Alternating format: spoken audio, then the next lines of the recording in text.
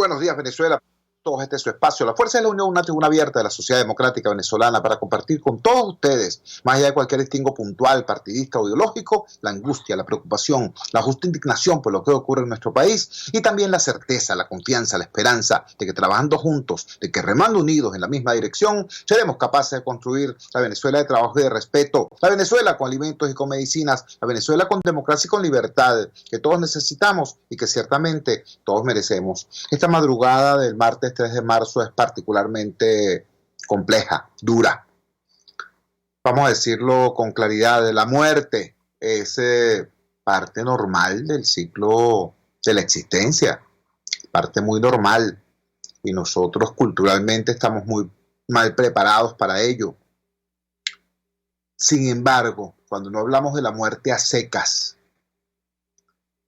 cuando hablamos de las muertes que son evitables, de las muertes que son perfectamente previsibles y por lo tanto evitables, entonces estamos hablando de otra cosa. Cerrando el año 2019, el señor Mauro Moros hizo el anuncio de que iba a integrar a 10.000 nuevos guardaparques y 10.000 nuevos bomberos forestales a el contingente existente. Esto despertó primero la curiosidad y luego la alarma de los trabajadores de Imparques y de los bomberos forestales, porque decían, si no son capaces de atender, de dotar, de uniformar, de darle los instrumentos de lucha y combate al fuego a los bomberos que hoy están, ¿cómo vamos a hablar de un incremento tan importante en su número? Bueno, siguieron ocurriendo cosas. El 28 de enero se decretó, se supo que existía un voraz incendio forestal en el Parque Nacional Henry Pittier en el estado de Aragua. Allí nuestros bomberos forestales dieron un combate como de costumbre, pues desigual, con muy escasos implementos y hasta con hambre, porque generalmente no tienen ni comida ni hidratación en esa durísima labor. En esa oportunidad, el bombero forestal Iván Sánchez fue herido. Resultó lesionado con quemaduras de primero y segundo grado en el 40% de su cuerpo. Ayer falleció Iván Sánchez. Tenemos en línea a una persona que nos mantuvo al día, prácticamente minuto a minuto, sobre todo ese durísimo tránsito, que es la activista ecologista y dirigente sindical de Imparques, Marlene Sifontes. Marlene, lamento que sea un motivo tan ingrato como este, pero es muy importante que la comunidad nacional sepa todo lo que rodeó el sensible fallecimiento del bombero forestal Iván Sánchez. Te escuchamos, cuéntanos, ¿cómo fue ese proceso? Buenos días. Aló. Hola, Chubo, mira, aló. Sí, te escuchamos. Aló. Te escuchamos. Hoy el dolor y la tristeza embarga a los que trabajamos en el Instituto Nacional de Parques, porque sabemos la nobleza de espíritu y la nobleza de los que combaten los incendios, como son nuestros guardaparques y los bomberos forestales. A pocas horas de enterarnos de la triste muerte de Iván, no salimos todavía del estupor que eso nos causa. Y agarrando fuerzas para hacer la denuncia, te digo que Iván, desde el 29 que pasó esa desgracia, desde ese mismo 29, sus compañeros, los vecinos de Maracay, pedían ayuda. Y nosotros nos sumamos a esa ayuda, a esa denuncia, porque desde el primer momento Iván lo que hicieron fue llevarlo al hospital sus compañeros, pero empezó la vía crucis porque no había las medicinas en el Hospital Central de Maracay. Ahí lo que había mística de los que ahí trabajan, de los médicos, de las enfermeras. Lo que había era mística porque no había nada y desde un principio se estaban pidiendo medicinas para Iván, se estaban pidiendo guantes, centros de cama y también se pedía comida para los que estaban en combate. Eso comenzó desde el 29, pero desde el mismo 29, ya siendo el 30, comenzaron a ver las amenazas y eso se lo reportaron los periodistas, sobre todo los regionales, de las amenazas que estaban recibiendo los trabajadores por estar poniendo por redes sociales campañas de ayuda a Iván. Y entonces nosotros día a día estábamos denunciando, estábamos pidiendo, incluso el mismo 29 hicimos 2 llamados a alterar la urgente necesidad que tenía Iván. Y así fue, y así lo hicimos.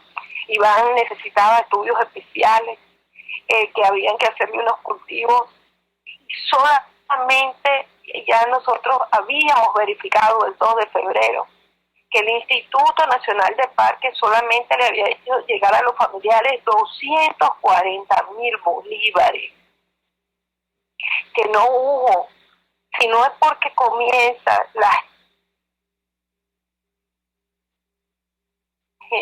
que a pesar de la terrible tragedia que están viviendo, sigue siendo noble y colabora. Y ayudaron a Iván, y ayudaron a sus familiares.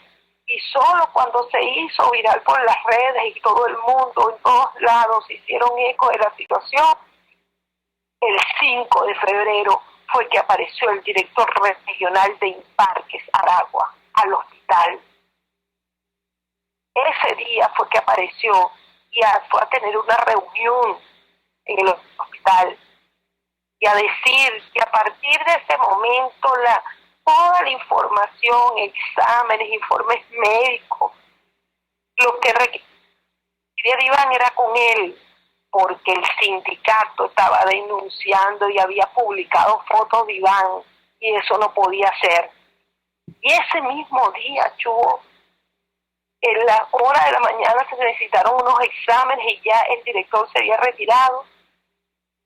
Y a Iván hubo que hacerle los exámenes al final de la tarde porque fue cuando apareció el señor y nuevamente, angustiados sus familiares, sus compañeros, nos pidieron que alzáramos la voz de lo que estaba pasando y nosotros.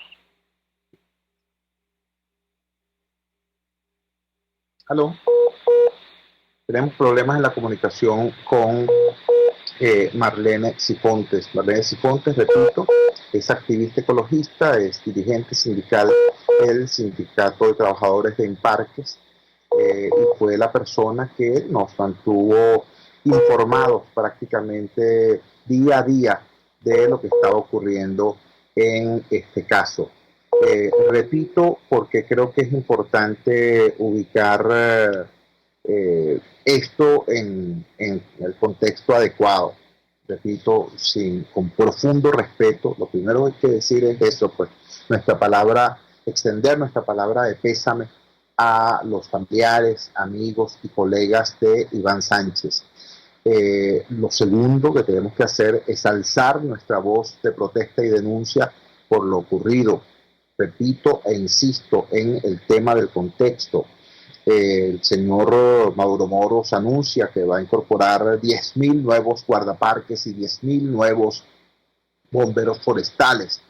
Ese anuncio fue recibido con sorpresa porque los guardaparques de nuestro país trabajan literalmente en harapos, ¿me entiendes? Y los que tienen uniformes ahora están preocupadísimos porque los uniformes que le dieron son uniformes de milicianos. Buena parte de los parques nacionales que existen están en zona fronteriza y la zona fronteriza es zona de guerra. Hay presencia de diversos grupos armados, guerrilla y paramilitares. Si esos grupos en guerra confunden a nuestros guardaparques con un efectivo militar, con un miliciano, entonces se pone en riesgo su vida. Pero todo eso se denunció en aquel momento. En relación a los bomberos forestales, hay un déficit terrible de equipos, de uniformes, de implementos. Hay bomberos forestales que han sido heridos y hasta muertos en el combate desigual a los incendios forestales.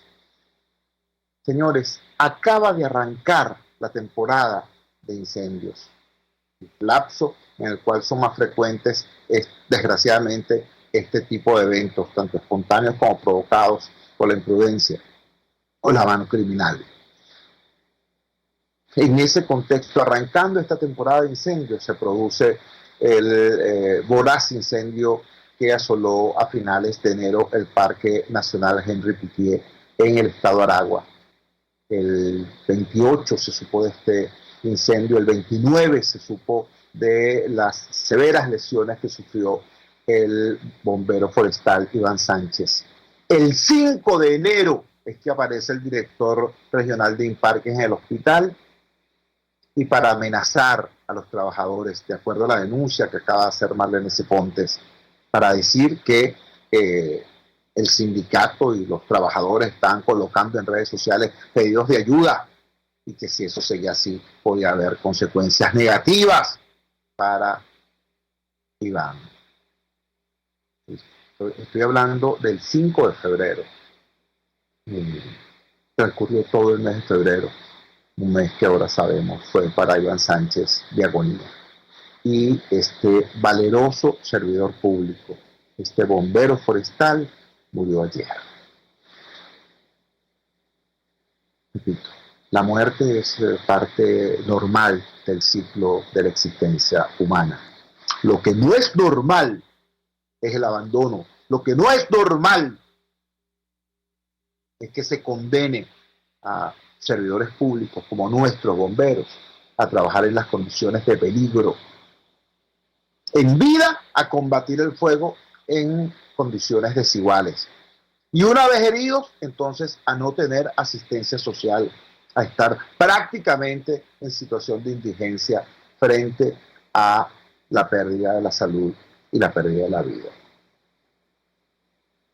Terrible esto, y yo creo que es demasiado importante que todos cobremos conciencia de que este no, ni es un problema regional, ni es un problema sectorial. O sea, esto no es que pasó en Aragua o que le pasó a los bomberos.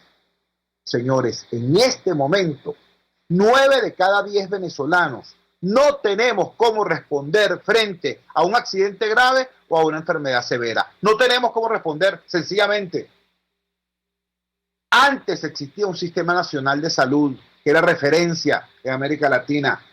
Antes la clase media tenía acceso a pólizas de seguro de hospitalización, cirugía y maternidad. Antes, hoy una cosa y la otra sencillamente no existen. No existen. Entonces, ¿cuántos Iván Sánchez más tendrán que producirse? Bomberos, odontólogos, carpinteros, choferes, policías. ¿Cuántas víctimas más de esta situación que transforma en peligro mortal cualquier accidente o cualquier enfermedad? Pensémoslo. Hoy le ocurrió a Iván Sánchez, que es nada más y nada menos, que era nada más y nada menos que un bombero, es decir, un profesional de la defensa de la vida. Lo que más molesta, lo que más indigna es la pretensión de los burócratas de que la gente muera y muera callada. De que pasen las cosas y entonces se activan, no para socorrer al que esté en desgracia, sino para callar su denuncia. Eso es lo que da, literalmente, asco y rabia. Nuestra palabra, repito, de solidaridad y de respeto a la memoria de Iván Sánchez y a todos sus colegas, a todos sus compañeros que siguen luchando por la vida, siguen luchando por defender nuestra riqueza natural, nuestros ecosistemas. Vamos a la siguiente pausa comercial y ya regresamos con muchísimo más de la fuerza. La fuerza es la unión. Usted escucha Unidad, la fuerza es la unión, con Chuo Torrealba por RCR 750 AM. Sintonícenos a través de Periscope, @RCR750, la radio que se ve. En RCR somos vanguardia. Toda la programación de tu RCR también la puedes seguir a través de la internet. Audio y video en tiempo real. Noticias y mucho más. No te pierdas ni un segundo de nuestra programación. No hay excusa ni cadena que valga para que dejes de escucharnos. Ingresa a rcr.tv, la radio que se ve. Ellos sí que no saben nada. Y así nos va. El espacio donde se tocan los temas más candentes de interés político y nacional. Y así nos va.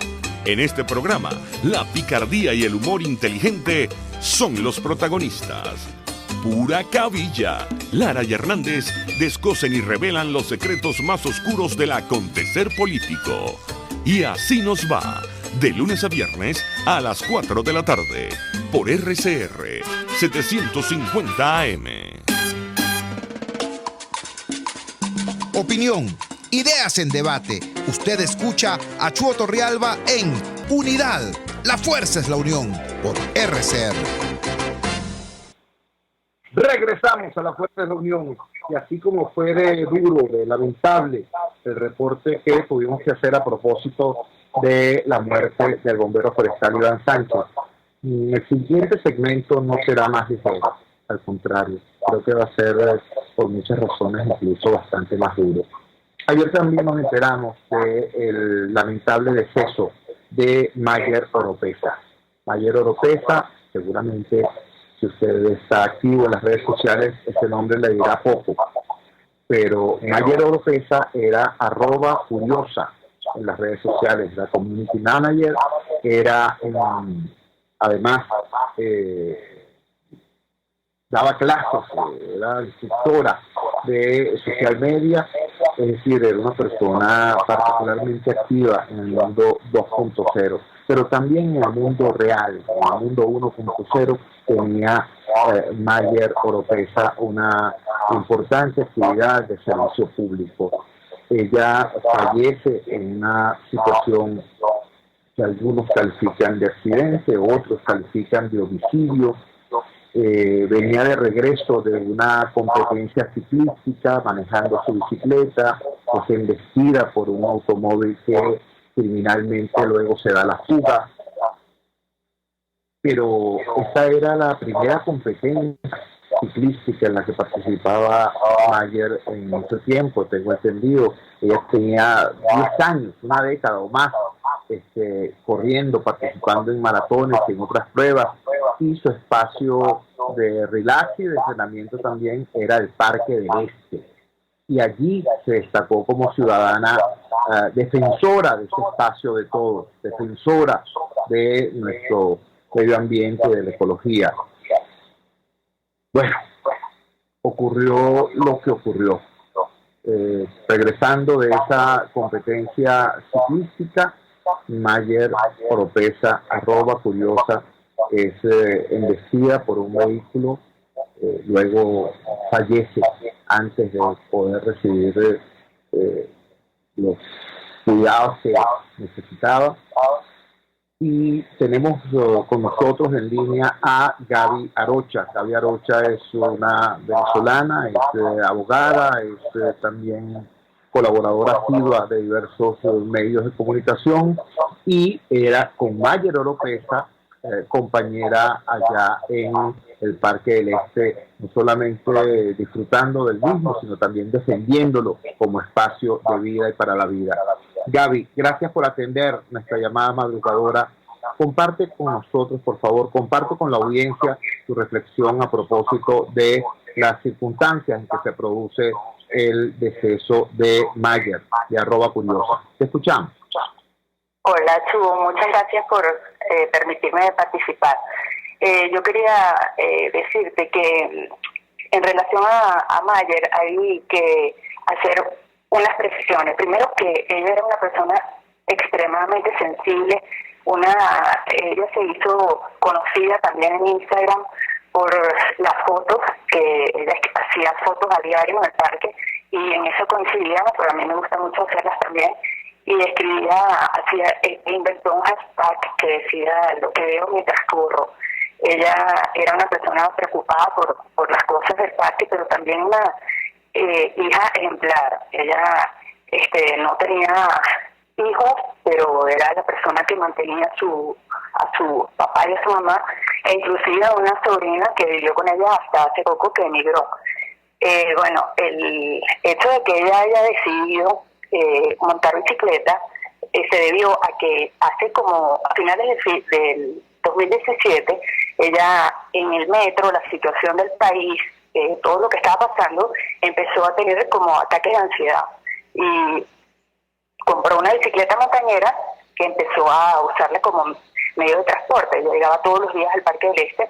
Bueno, ya no iba todos los días, pero los días que iba, ella iba en bicicleta. Después de eso empezó a entrenar los domingos en la Cota 1000, y esta era su primera competencia formal. Ella tenía 10 años, era una dura en eso, ella se esforzaba muchísimo, había empezado a hacer maratones hace como 4 años, pero antes corría, tenía 10 años corriendo y haciendo carreras de 10.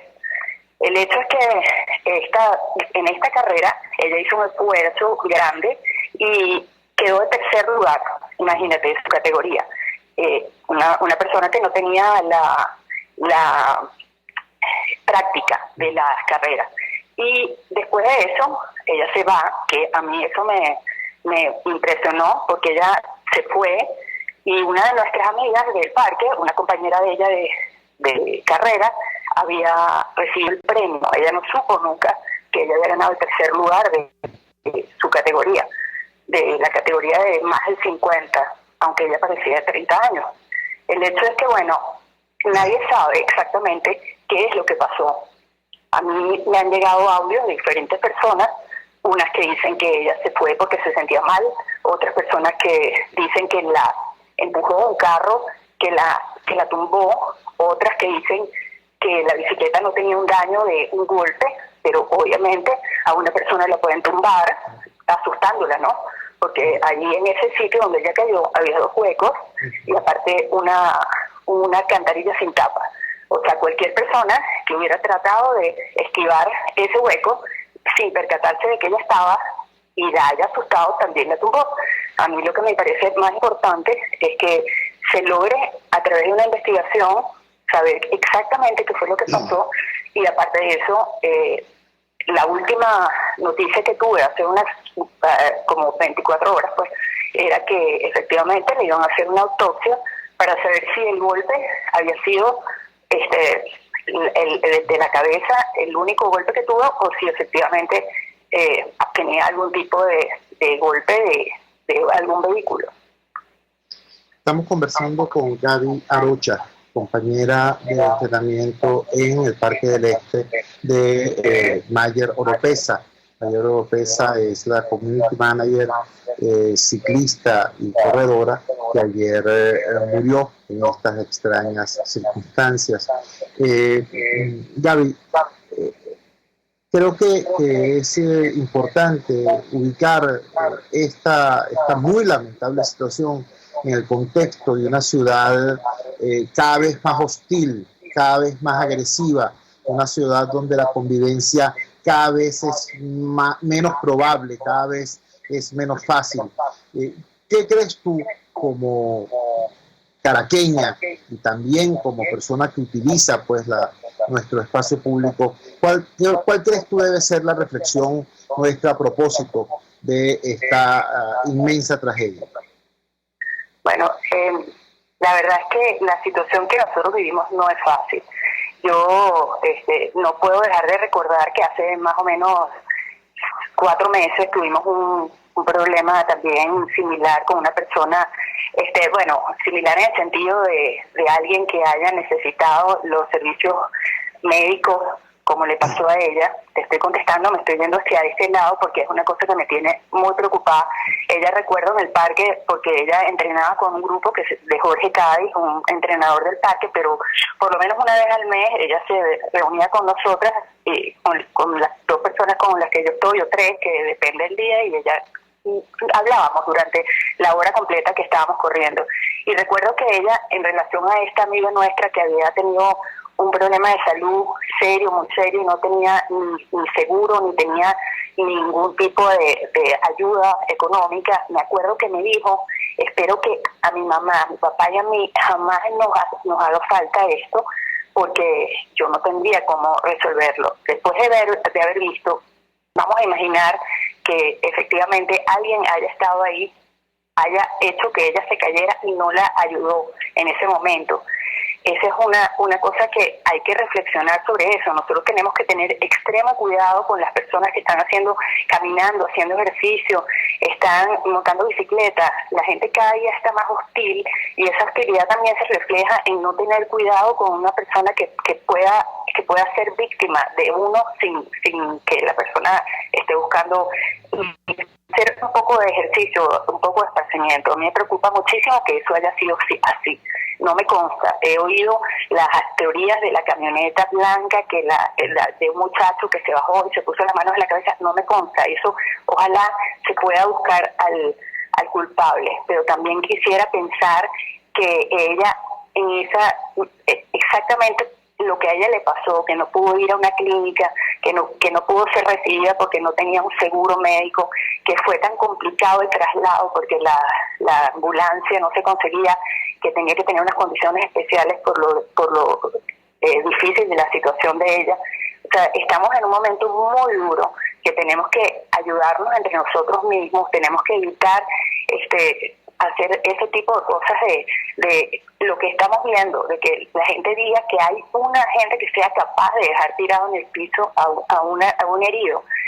Todo eso hay que analizarlo, pensar qué hubiéramos hecho nosotros en esa situación, y sobre todo esperar que se supone que las autoridades están haciendo una investigación, y aparte de eso están haciéndole una autopsia para saber exactamente lo que le pasó. Pero si hay una persona involucrada en esto, no solamente le mató a una mujer, a una ciclista, a una buena ciudadana, a una tipa que trabajaba increíblemente, que buscaba qué más hacer para obtener dinero para poder mantener a su casa. O sea, te estoy hablando de que tenía un blog que tú podías suscribirte, que vendía sus fotografías, que trabajaba en sus cursos, tenía 50 y pico mil de seguidores, porque era tanta la gente que ella cada mes reunía grupos pequeños, pero que constantemente reunía para hacer los expertos en redes. Todo eso se perdió y además esa familia queda, yo no sé cómo va a sobrevivir, porque ella era la persona que producía. Entonces, lo único que yo le estoy pidiendo a la gente es que reflexionen en cuanto a el cuidado que puedan tener en la calle, en que no podemos ser hostiles entre nosotros mismos, y aparte de eso, que tenemos que seguir haciendo un esfuerzo por luchar para que toda la gente, esta situación pueda cambiar y la gente tenga derecho a un seguro médico, a ir a una clínica, a que los trabajos puedan asegurar a sus trabajadores. Esto que estamos viendo es una situación extremadamente difícil, y yo creo que él fue también víctima de todo lo que estamos viviendo. Gaby, te agradecemos inmensamente que nos hayas regalado estos minutos en esta madrugada del martes 3 de marzo para brindarnos una perspectiva más amplia y más humana de esta situación tan dura. Muchísimas gracias y buenos días. Muchas gracias, Chu. Era Gaby Arocha, abogado, comunicadora y compañera de Mayer Oropesa en estas lides deportivas y conservacionistas. Yo simplemente quiero insistirles en que, por duro que sea, ubiquen esta situación y recorten la figura de Mayer Oropesa y pongan la foto de ustedes mismos o de una persona cercana, de un ser querido, porque todos estamos en la misma situación. ¿Cuáles son los elementos que se conjugan en la trágica muerte de @curiosa? Pero por un lado, la agresión del Estado, la agresión de la situación país. Cerca del lugar en que se produce este trágico accidente había un hueco inmenso, había una boca de visita sin tapa, una boca de cloaca sin tapa, desde hace meses, desde hace años. Y eso se denunciaba y se denunciaba y se denunciaba, y solamente apareció la tapa después que muere @curiosa. ¿Qué tal? Pero además de eso está el tema de que una familia de clase media no tiene con qué pagar una póliza de seguros. Siendo el accidente, ocurriendo el accidente o la situación, el crimen probable frente a una clínica, sin embargo no pueden ir a la clínica porque no tienen con qué ingresar. Entonces, de alguna manera se trasladan al hospital, y en el hospital público no hay un tomógrafo. No hay un tomógrafo vital para ubicar qué era lo que le estaba pasando. Cuando se consigue por fin el lugar donde poder realizar la tomografía, no resiste Mayer y fallece. Entonces tenemos este primer dato, este primer conjunto o bloque de datos, la agresión de que es objeto este ser humano por parte del Estado y de la situación país. Pero por otro lado está el tema humano. Está el tema donde nosotros sí podríamos incidir como personas, como ciudadanos. El sujeto que presuntamente choca, molesta, tumba a Mayer, en vez de apoyar, recoger y llevarla en esos primeros instantes cruciales a la búsqueda de auxilio médico, se da la fuga. Esa es la otra parte, que es una parte tan importante como la primera. Entonces se conjuga acá la tragedia de un Estado que no ayuda al ciudadano, sino que lo deja indefenso, y la tragedia de una sociedad hostil e irresponsable. Hagamos nosotros lo que tenemos que hacer, hagamos los ciudadanos lo que tenemos que hacer.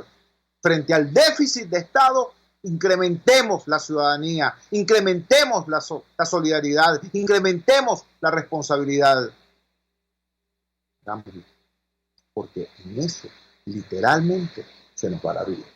Vamos a la siguiente pausa comercial y ya regresamos con muchísimo más de La Fuerza. La Fuerza es la unión. Les estamos presentando Unidad. La Fuerza es la unión. Solo por RCR 750 AM. Puedes seguirnos en nuestras redes sociales. En Twitter, @RCR750. La radio que se ve. Los temas de actualidad más relevantes son expuestos a la luz de La Linterna. Diego Bautista Urmanica le invita a formar parte de este ameno espacio de charla y análisis con una buena taza de café y al son de buena música. La Linterna, de lunes a viernes, a partir de las 2 de la tarde, por RCR 750 AM. RCR 750 AM, porque lo bueno une.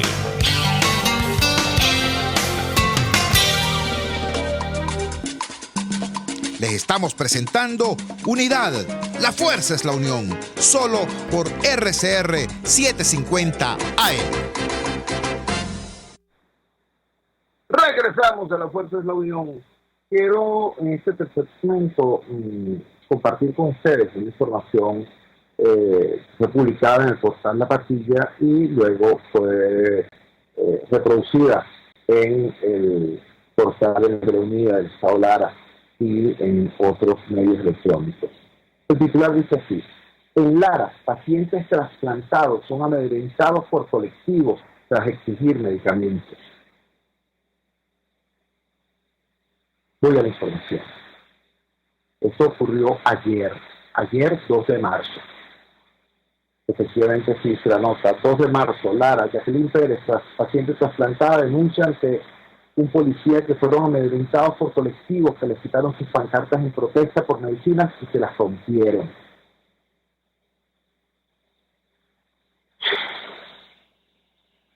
¿Qué es lo que está ocurriendo acá?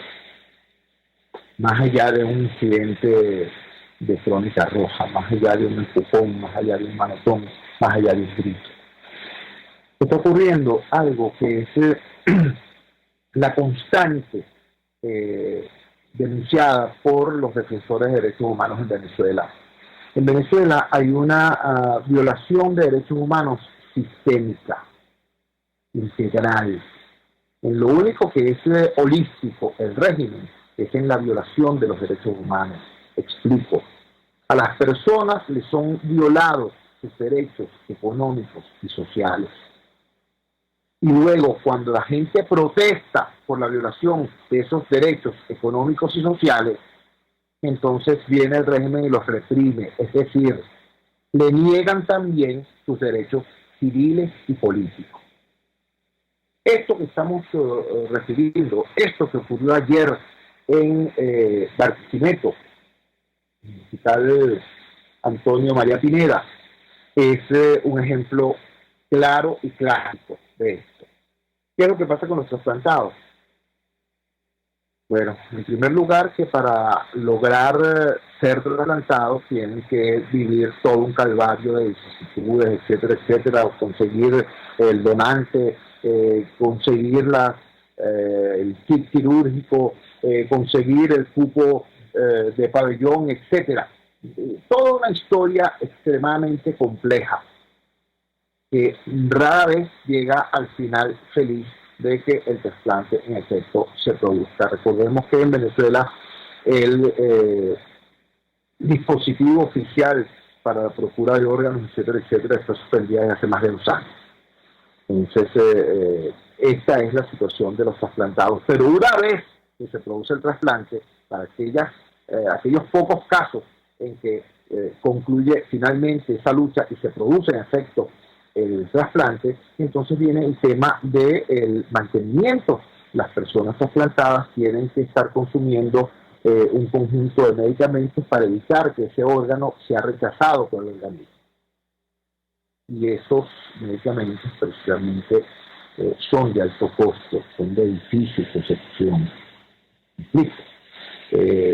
Yo sé que la comunidad de trasplantados esto es su pan nuestro de cada día.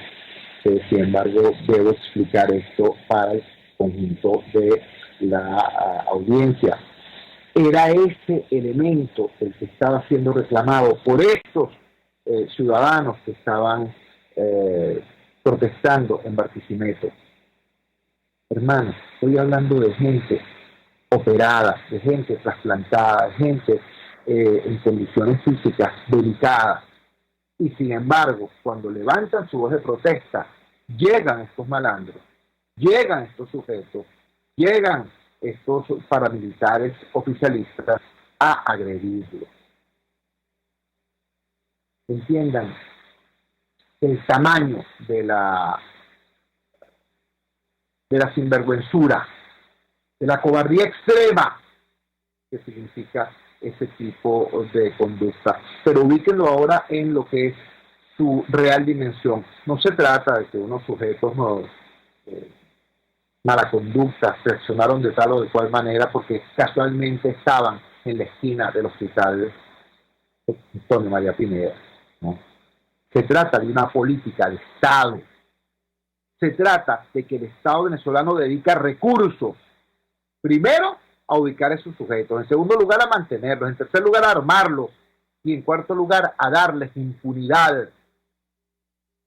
El país y el mundo se horrorizaron el 29 de febrero, cuando esos mismos sujetos hostigaron, agredieron, amenazaron, apuntaron con armas al presidente Juan Guaidó. Y persiguieron, y golpearon, y robaron a manifestantes y sobre todo a periodistas. El mundo se enteró y hubo la protesta irada de la Unión Europea y del Grupo de Lima y de una gran cantidad de países, del gobierno de España, lo comentaba yo cuando referimos la noticia. El gobierno de España, que hasta hace nada había nombrado a Juan Guaidó como jefe de la oposición, volvió a nombrarlo presidente encargado, volvió a designarlo en sus comunicados como presidente encargado precisamente a raíz de esa brutal agresión del pasado sábado 29.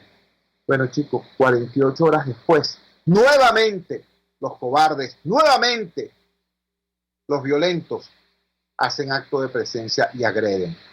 Pero es que esta vez no era un dirigente político, ¿no? Esta vez no era una acción que estuviese rodeada de cámaras y reflectores. No había una gran cantidad de personas con teléfonos celulares registrando la actividad. De milagro se supo lo que ocurrió. Pero este tipo de agresión es más grave, porque es contra gente más indefensa y porque además este tipo de agresión es cotidiana. Esto pasa todos los días en cualquier parte del país. ¿Entiendes?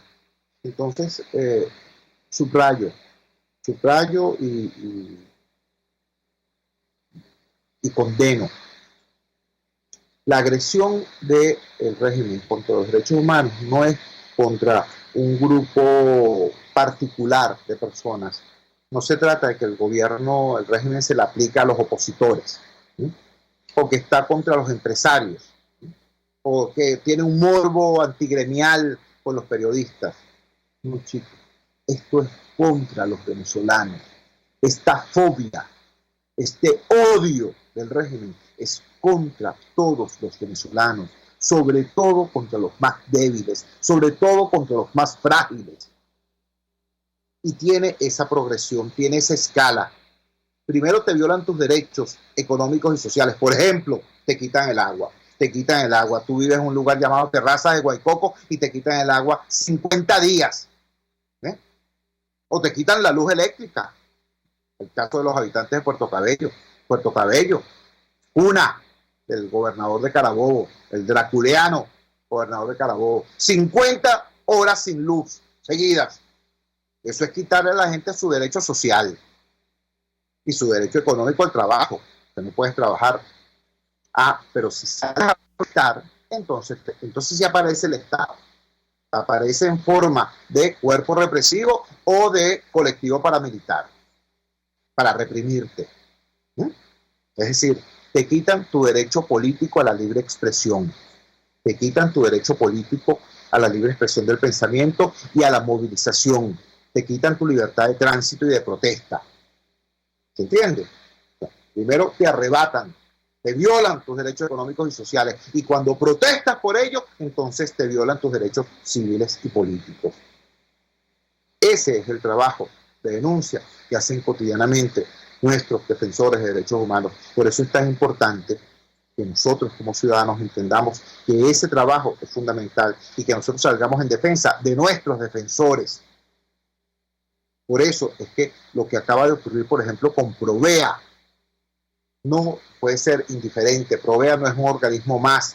En este país donde la Defensoría del Pueblo no hace nada, en este país donde la Fiscalía General de la República no es un garante del cumplimiento de la ley y de la Constitución, en este país sin instituciones o con instituciones vaciadas de contenido, la labor de los defensores de derechos humanos es una labor fundamental.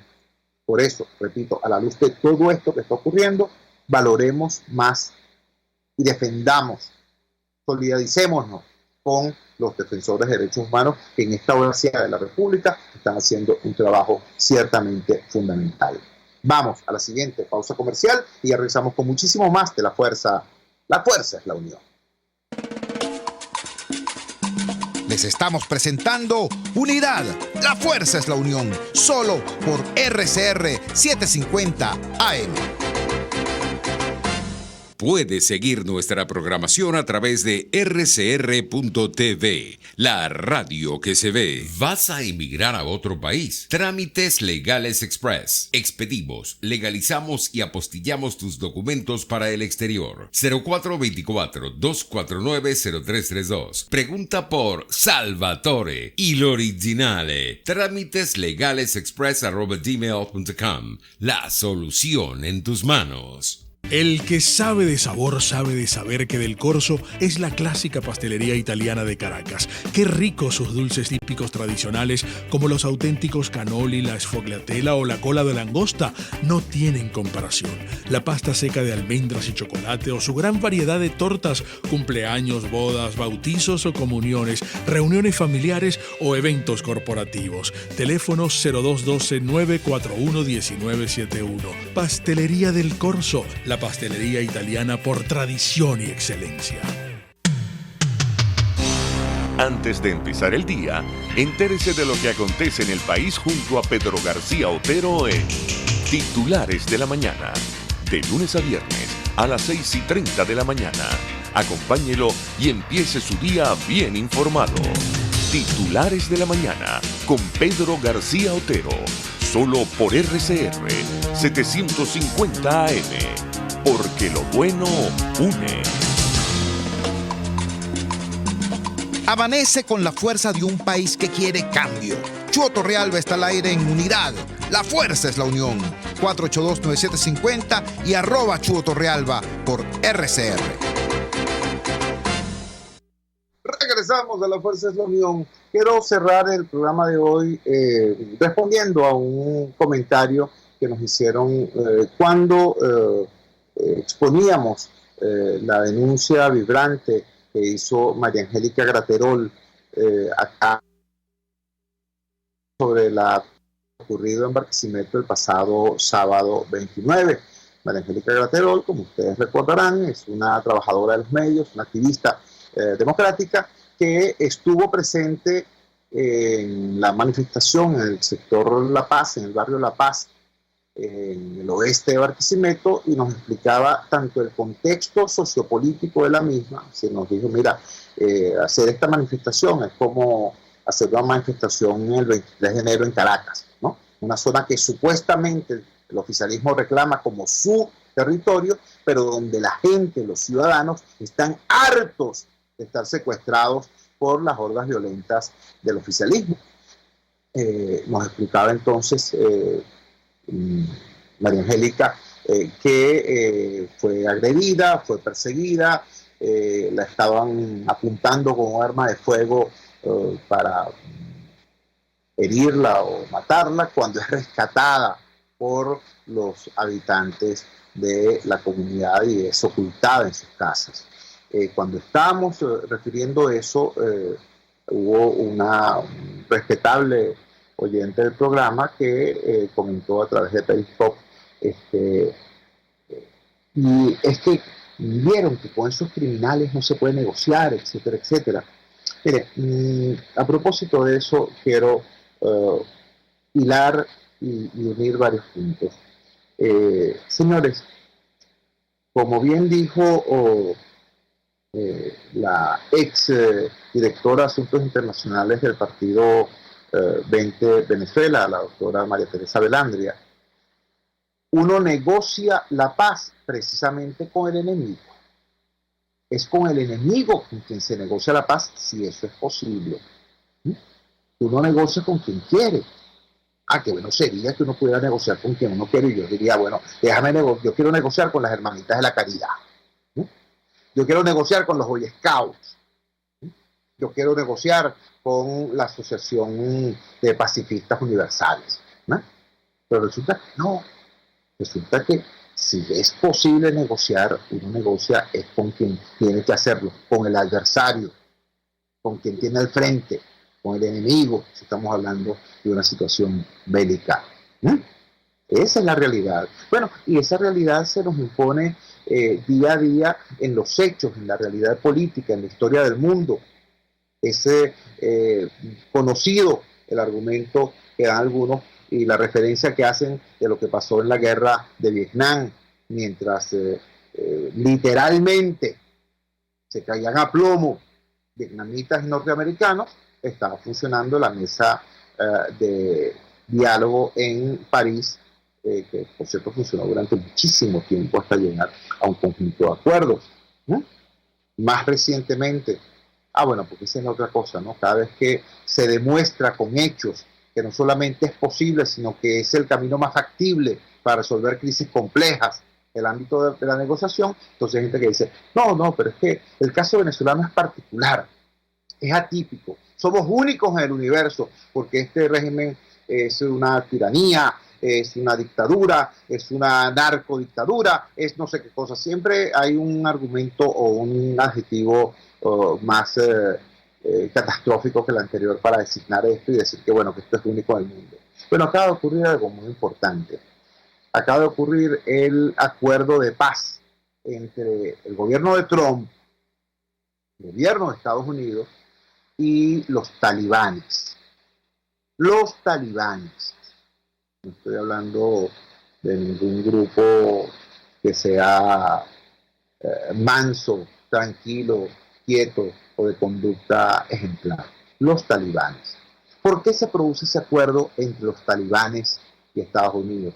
Bueno, para decirlo con las propias palabras del secretario de Estado, porque se cansaron de pelear, porque pasaron tanto tiempo en una disputa terrible, una guerra abierta, con tantos muertos de lado y lado, que dijeron, bueno, vamos a hablar.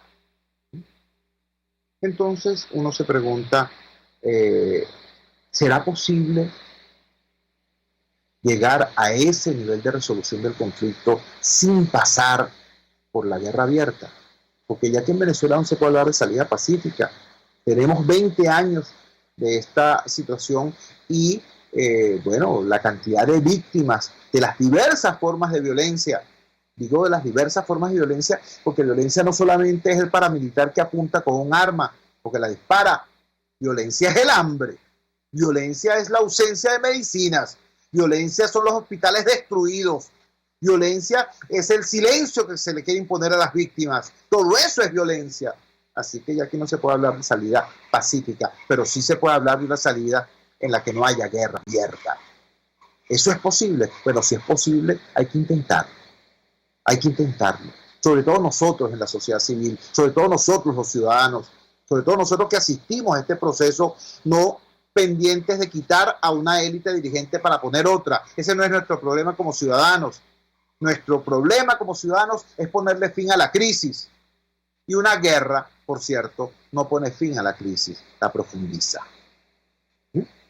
Digo todo esto porque se han dado pasos importantes desde la Asamblea Nacional presidida por Juan Guaidó, por el presidente interino Juan Guaidó, para avanzar en la resolución pacífica del conflicto, la designación del comité de postulaciones y la posible construcción desde ese comité de postulaciones de un nuevo Consejo Nacional Electoral que pudiera eventualmente ser un nuevo árbitro que brinde alguna confianza ciertamente al país y de esa manera pues encontrar un camino de resolución pacífica a esta crisis atroz. Bueno, ahí hay una lucecita de esperanza. Seamos todos los venezolanos vigilantes de que esa luz de esperanza no se extinga y de que nuevamente los intereses creados a propósito en torno a la confrontación o la demagogia irresponsable o la mezcla de ambas no siga empujando el país hacia un desastre aún mayor que el que tenemos. Esa es la reflexión que quería compartir con ustedes para cerrar nuestro programa de hoy. Trabajamos por ustedes en la dirección general de la emisora, Jaime Nestares, en el control estuvo César Arteaga, habló para ustedes su amigo, comunicador popular, activista social, ciudadano en lucha por la democracia y por la libertad, Jesús Chuo Torrealba. Ahora más que nunca, fuerza Venezuela, porque la fuerza es la unión.